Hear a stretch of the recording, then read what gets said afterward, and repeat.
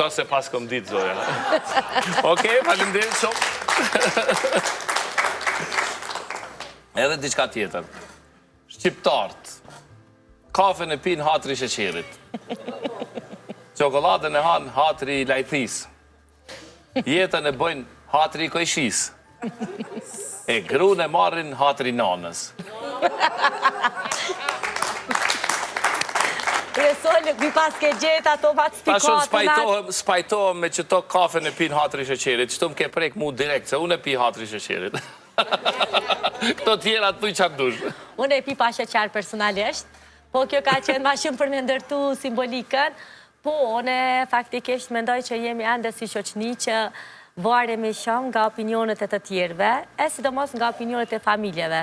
Këtë ka ndëshmu dhe statistikat, për shembull ishte një statistikë që e lexova para disa kohe, që thoshte që në Kosovë partneri, një prej arsyeve pse ku bazohen zgjedhjen e partnerit është mendimi i familjes.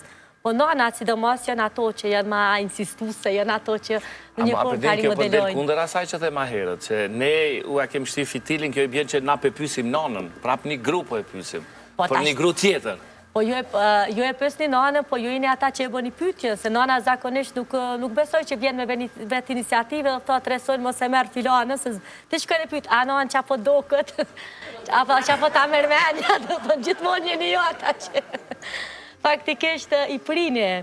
Po, mendoj që përzgjedhja partnerit Kosovë-Botë... Ama në fund përfundoj lufta me madhe vjeh ramenusën. Ja.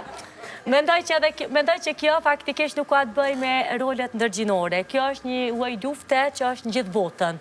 Tu ka të bëj me rolet në familje.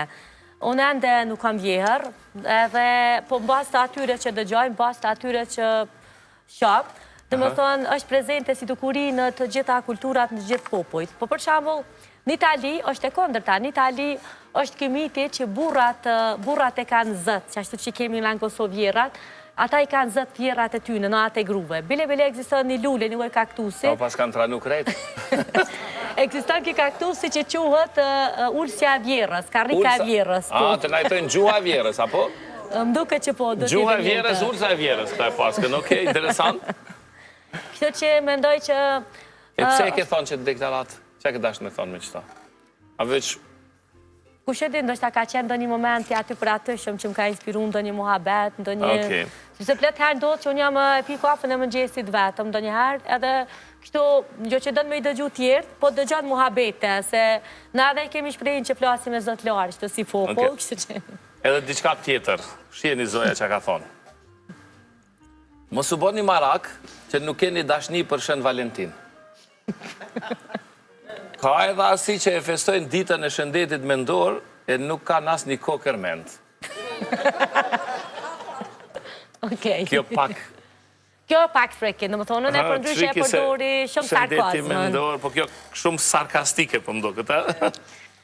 Unë e pak të kam e deklaru me në përjetet mija sociale që unë jam person sarkastik, mu më pëlqen me u shprej me sarkazm. Ama edhe keq kuptohesh?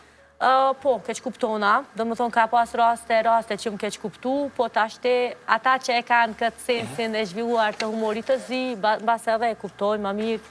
Unë nuk pretendoj që të kuptojmë nga të gjithë, jemi të qartë. Jam prej aty njerëzve që gjithmonë një më shprej atë që ma ka fëmendja, jam brenda limiteve të mija, po kjo me shëndeti mendor, ndështë atash po t'inguam paket, sepse unë kam shumë respekt për personat që kalojnë në për sfida, pa dashur të hymë atë, po ka qenë ideja me bo një uaj hajgare, pa dashur me hy në